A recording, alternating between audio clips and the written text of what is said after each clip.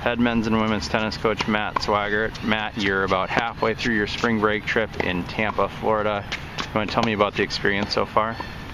The experience has been great.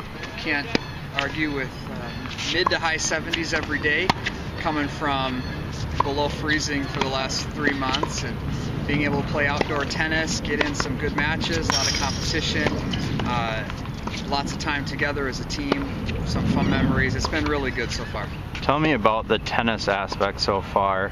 I noticed just today you have 12 courts available, so you're playing all your matches versus when you're at home at a Lifetime Fitness or something, you're forced to play with 2, 3 sometimes. Tell me about that part of it.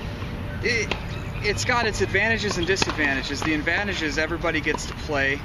When we're down here, we play the full third set too. So we get in a lot more tennis and everybody gets to play at the same time. Now from a coach's perspective, that's the bitter part. How do I manage 12 matches at once?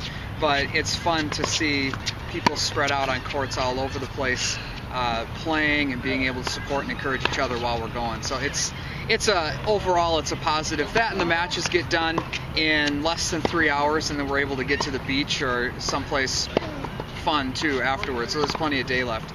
Tell me about how this works well for player development. I know you're stuck indoors and, like I said, on limited courts in Minnesota. So tell me how this helps develop your players before the conference season starts when you get back.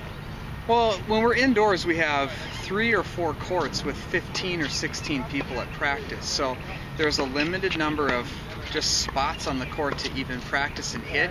And when we practice up north, indoors, we rarely get to play any singles matches at practice. So down here, everybody gets in a lot of singles, a lot of just 2 people on a court hitting. Obviously the matches we get in. And having a lot of extra courts down here means that our extra players are getting in exhibition matches. So everybody plays a lot more down here. So we're making up for lost time. And then when we get into our conference schedule, both the competition and just the frequency of being able to hit all the time down here it really gets us ready compared to just being indoors a couple nights a week. Finally, tell me a little bit about how this works from a team development standpoint off the court. I know you guys spend obviously a lot of time together. I know you hit up a Twins game yesterday, so tell me about that side of it. Well, for me, that's arguably maybe the biggest highlight and benefit of this trip is one of the things that we talk about is our ideal fruit from a season is lifelong relationships.